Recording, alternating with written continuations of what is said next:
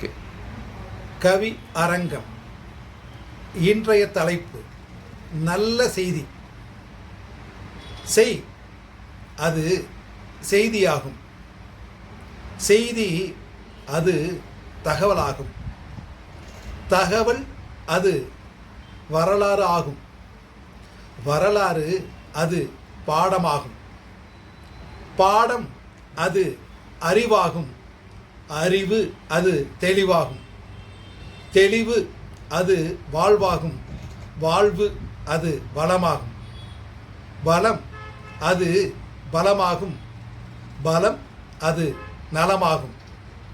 நலம் அது செல்வமாகும். செல்வம் அது ஆனந்தமாகும். ஆனந்தம் அது ஆற்றலாகும்.